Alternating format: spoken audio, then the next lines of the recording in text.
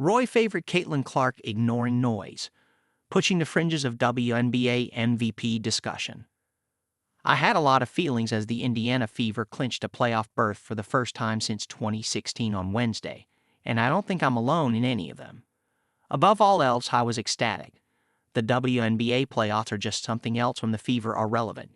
Indiana fans and their red-out crowds have shown up and shown out in some of the most legendary moments in the league's story so far. It's especially fitting that the Fever have been rocking their red Bloodline Rebel Edition jerseys, a nod to the team's 2012 championship run, as their future is unfolding perhaps ahead of schedule. Then there's that feeling that's so uniquely compelling, the feeling that gets you hooked on a sport for life, feeling like we're witnessing rare greatness in action. We watch sports to witness great people do great things, and then we dream about how far they might take it. The Fever went 13-27 last year and ended up with the first overall draft pick. Sure, it took them a minute to click early on this season, but even those with the loftiest turnaround expectations expected that. As of Friday, they're 18-16, playoff bound, and on a 7-1 run since the Olympic break. What changed? We all know what changed. And here comes another one of those feelings I've been grappling with. Caitlin Clark's progressive professional success and instant stardom have become so wrapped up in the narratives and the sub-narratives and all of their implications that she never endorsed or even had a say in. This will happen to any truly famous athlete, and the mainstream noise is one of many indications of the W's popularity rising. To me, though, all the takes feel like some revenge tour of told you so to an audience of zero. I mean, did anyone not believe in Clark? Sometimes the noise is exhausting, reductive, and bogs me down to where I'm totally losing the plot and struggling to refrain from reacting. Then you remember the point of all of that noise is a reaction, not celebrating and enjoying Clark's historic rookie season. What shame. In these moments, I find it helpful to pause and ground myself in the facts. The Fever drafted Clark with their one pick.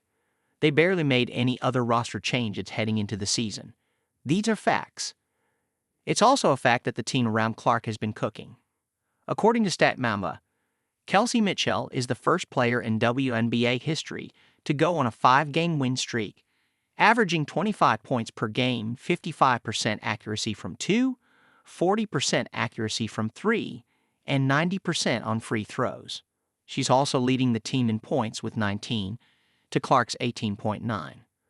Aaliyah Boston is averaging 13.7 points, 9.1 rebounds, 3.1 assists, and 1.4 blocks. 3 things can be true at the same time. 1. All of these players and head coach Christy Sides deserve to be celebrated for their individual accomplishments and contributions to team success. 2. The team structure worked perfectly where Clark could slide in and become Boston's missing link. You need to credit the Fever for having the correct supporting cast, like Boston in the front court. 3. Nothing helps the rest of the team cook quite like a prolific guard entering the chat. Just look at Lexi Hull's shooting improvement. This post-Olympic run from Clark has been nothing short of prolific, and it brings up another point. We should trust her and listen to her. When the outrage started trickling in that she was snubbed from the Olympic team, she says she actually wanted the break. She'd been getting more and more comfortable heading into the second half of the season, but she came back with a clear, refreshed confidence. The past month has not only solidified Clark running away with Rookie of the Year, but has pushed her into the MVP conversation. No, told you so to a brick wall or fabricated outrage here. Just facts and appreciation. Clark showed up the day after the Fever clinched via Dream and Sky losses and posted a triple-double, becoming the first ever rookie to record 2. Mind you, she was already the first to ever earn one.